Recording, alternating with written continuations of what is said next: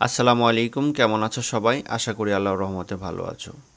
আজকে আমি anti discrimination student movement 2024 ইমেলটি নিয়ে আলোচনা করব। এই ইমেলটি আরও দুটিভাবে আসতে পারে, সেটা হচ্ছে কোটা রিফর্ম মুভমেন্ট, আর একটা হচ্ছে জুলাই রেভুলেশন। আমি একটু বাংলাটা তোমাদের বলে নিই। Anti discrimination student movement 2024। Anti মানে কি? বিরোধী, তাই না? বা ডিসক্রিমিনেশন মানে বৈষম্য।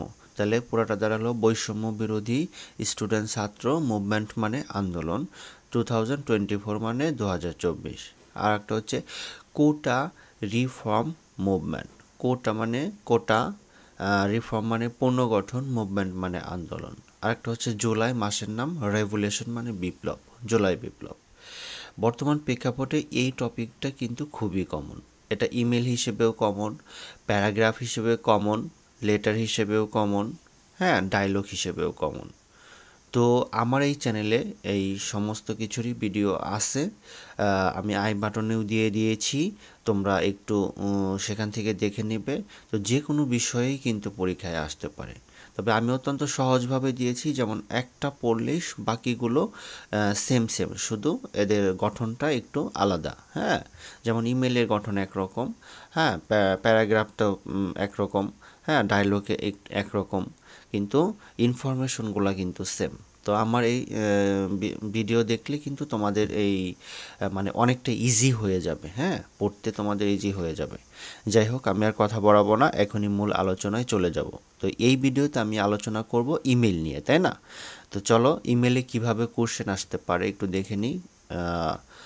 কোশ্চেনের মধ্যে প্রথমে দেখো একটু, write an email to your friend about the anti discrimination student movement 2024। হ্যাঁ, এইভাবে আসতে পারে, রাইট অ্যান ইমেল, একটি ইমেল লেখো টু ইয়োর ফ্রেন্ড, তোমার বন্ধুকে, about the anti discrimination student movement, বৈষম্য বিরোধী ছাত্র আন্দোলন 2024। আর write an email to your friend, তোমার বন্ধুকে একটি ইমেল লেখো about the quota reform movement. আবার write an email to your friend about the July revolution.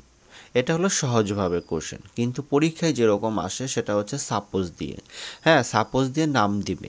যেমন সাপোজ ইউ আর লতা, এখানে নাম দিয়েছে কি? তুমি হও লতা। সাপোজ মানে ধরো বা মনে করো তুমি হও Lata. And your friend is Rony, তোমার বন্ধু হলো Roni.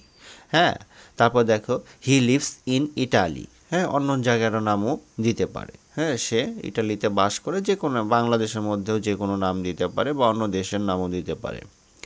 You have recently received his email, তুমি সাম্প্রতি, রিসেন্টলি মানে সাম্প্রতি, রিসিভড গ্রহণ করেছো, হিজ ইমেল তার ইমেল।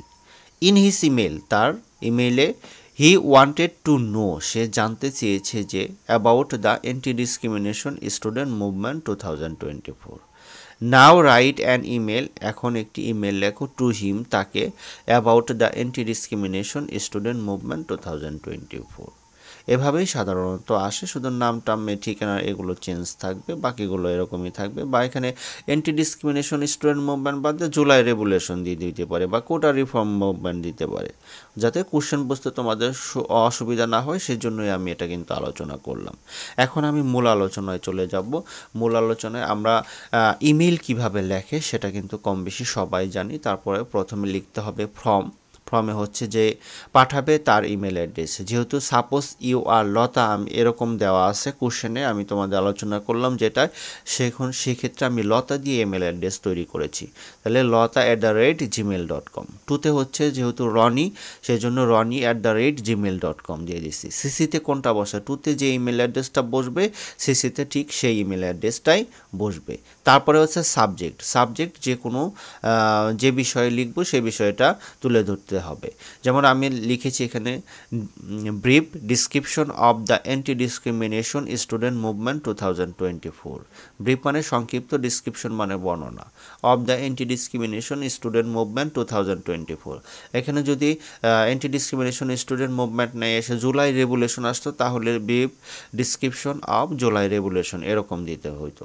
ঠিক আছে? আশা করি বুঝতে পেরেছো। এখন যে বডি অংশ যে সেটা কিভাবে লিখবো, মাই ডিয়ার, এখানে রনি, যেহেতু ফ্রেন্ডের নাম রনি, পাঠাবো রনির কাছে, সেই জন্য এখানে রনি লেখা হয়েছে। মায়ের এম বড় হাতের, ডিয়ারের ডি বড় হাতের, রনির আর বড় হাতের। মনে রাখবে একটা কমা দিয়ে নিচে শুরু করবে এভাবে। At first you will take my সালাম, সর্বপ্রথম তুমি আমার সালাম নিও। I hope you are well, আমি আশা করি তুমি ভালো আছো। By the grace of Allah, আল্লাহর রহমতে। আই অ্যাম অলসো ওয়েল, আমিও ভালো আছি। By the grace of Allah, আল্লাহর রহমতে। I received your email yesterday, আমি গতকাল তোমার ইমেল গ্রহণ করেছি। ইন ইয়োর ইমেল, তোমার ইমেইলে, ইউ ওয়ান্টেড টু নো, তুমি জানতে চেয়েছো, about the anti discrimination student movement 2024, বৈষম্য বিরোধী ছাত্র আন্দোলন 2024 সম্পর্কে তুমি জানতে চেয়েছো। Now I will write you, এখন আমি তোমাকে লিখব। একটা কথা মনে রাখবে, যদি অন্য নামে আসে তাহলে এই যে অ্যাবাউটের পরের এই অংশটুকু কিন্তু অন্য নামটা দিতে হবে। হ্যাঁ, মনে রাখবে এটা। তারপরে লিখবে, এখন দেখো, the anti discrimination student movement in Bangladesh is known as the July revolution. তাহলে the anti discrimination student movement, বৈষম্য বিরোধী ছাত্র আন্দোলন ইন বাংলাদেশ, হ্যাঁ বাংলাদেশের, is known as the July revolution, যা জুলাই বিপ্লব নামেও পরিচিত। It is also known as, ইহা আরও পরিচিত, the quota reform movement, quota পুনর্গঠন আন্দোলন। এখন একটা কথা মনে রাখো, যে টপিকটা আসবে সেই টপিকটা কিন্তু, যেমন এখানে অ্যান্টি ডিসক্রিমিনেশন মুভমেন্ট আসছে, এই জন্য এখানে অ্যান্টি ডিসক্রিমিনেশন স্টুডেন্ট মুভমেন্ট দিছি। আর যদি জুলাই রেভুলেশন আসতো তাহলে জুলাই রেভুলেশনটা আগে দিয়ে পরে এই যে অ্যান্টি ডিসক্রিমিনেশন স্টুডেন্ট মুভমেন্ট দিয়ে দিতাম, তাহলে কিন্তু হয়ে যেত, তাই না? এটাও কিন্তু তোমরা একটু মাথায় রাখবে, ঠিক আছে? তারপর দেখো, it is a significant student movement demanding fair treatment in the civil service quota system. It is a significant student movement, ইহা হয় একটি সিগনিফিক্যান্ট মানে তাৎপর্যপূর্ণ, স্টুডেন্ট মুভমেন্ট ছাত্র আন্দোলন, ডিমান্ডিং দাবি করে, ফেয়ার ট্রিটমেন্ট ন্যায্য আচরণ, হ্যাঁ, in the civil service quota system, সরকারি চাকরি কোটা পদ্ধতিতে। Civil service quota system, civil মানে কি? সিভিল সরকারি, সার্ভিস হ্যাঁ সরকারি চাকরি যেটা, quota system. Its main aim was, ইহার প্রধান লক্ষ্য ছিল, to reform the quota system in the civil service, সরকারি চাকরিতে কোটা পদ্ধতির পুনর্গঠন করা, এটাই ছিল এর মেইন উদ্দেশ্য। Its main aim was to reform the quota system in the civil service. তারপর দেখো, it was a landmark in the history of Bangladesh.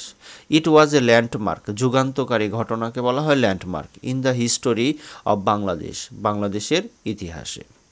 This movement was officially formed on July 1st, 2024. This movement, এই আন্দোলন, was officially মানে আনুষ্ঠানিকভাবে, formed গঠিত হয়েছিল, on July 1st, 2024, হ্যাঁ 2024 সালের জুলাই মাসের 1 তারিখে। দ্য স্টুডেন্টস অফ বাংলাদেশ, বাংলাদেশের ছাত্রছাত্রীরা, বট আউট দ্য প্রসেশন, মিছিল বের করেছিল, ইন দ্য ডিফারেন্ট প্লেসেস, বিভিন্ন জায়গায়, অফ দ্য কান্ট্রি, দেশের, হ্যাঁ, and the police fired on the procession, police কি করেছিল? গুলি করেছিল। Abu Sayed, Mir Mugdho and many other students and people were martyred, Abu Sayed, Mir Mugdho and many other students এবং অন্যান্য ছাত্রছাত্রীরা এবং লোকজন, ওয়ার মার্টার, শহীদ হয়েছিল। অন আগস্ট 5, 2024, হ্যাঁ 2024 সালের আগস্টের 5 তারিখে। The movement played a crucial role in a large uprising that lead to the fall of the former fascist prime minister Sheikh Hasina. এই আগস্ট মাসের 5 তারিখে এই মুভমেন্টটা অনেক ব্যাপক আকার ধারণ করে, যা ফর্মার প্রাইম মিনিস্টার, প্রাক্তন প্রধানমন্ত্রী শেখ হাসিনার পতন, স্বৈরাচারী শেখ হাসিনার পতন ঘটায়। This movement symbolise the power of youth, এই আন্দোলন প্রতীকী হিসেবে কি যুব শক্তির শক্তি, এরকম আর কি ব্যবহৃত, পাওয়ার অফ ইয়ুথ, যৌবনের শক্তি, হ্যাঁ মানে এটা এরকম বোঝাইছে।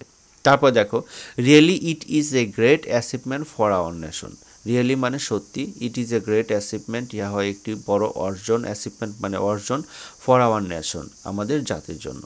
নো মোর টুডে, আজ আর নয়, take care, I pray, you will be happy in life, তুমি জীবনে সুখী হও, বেস্ট অফ লাক, তোমার ভাগ্য ভালো হোক, গুড বাই। ইউর লাভিং, এখানে যে পাঠাবে তার নামটা দিতে হবে। এই যে আমি যে পাঠাইছি লতা, এই জন্য এখানে লতা ব্যবহার করা হয়েছে। আশা করি আলোচনাটা তোমরা বুঝতে পেরেছো। তো এটা প্যারাগ্রাফ হিসেবে, ডায়লগ হিসেবে, লেটার হিসেবেও কিন্তু আমার ভিডিও আছে, আই বাটনে আমি দিয়ে দিয়েছি, তোমরা একটু দেখে নিবে। সমসাময়িক প্রেক্ষাপটে কিন্তু এটা খুবই কমন। সবশেষ সকলকে ধন্যবাদ জানাবো। ধন্যবাদ জানিয়ে আজকে ভিডিও শেষ করব। তবে যাওয়ার আগে একটা কথা বলে নিই, আমার চ্যানেলটা সাবস্ক্রাইব করে পাশে থাকো। ভবিষ্যতে কোনো ভিডিও কিন্তু তোমাদের কাজে লাগলেও লাগতে পারে। আর ভিডিওটা কেমন হয়েছে সে কথাটাও আমাকে একটু জানিও। আমি যে বোঝানোর যে টেকনিক ব্যবহার করেছি সেটাও কেমন হয়েছে সেটাও চাইলে একটু জানাতে পারো। সবাই ভালো থাকবে, সুস্থ থাকবে। আল্লাহ হাফেজ।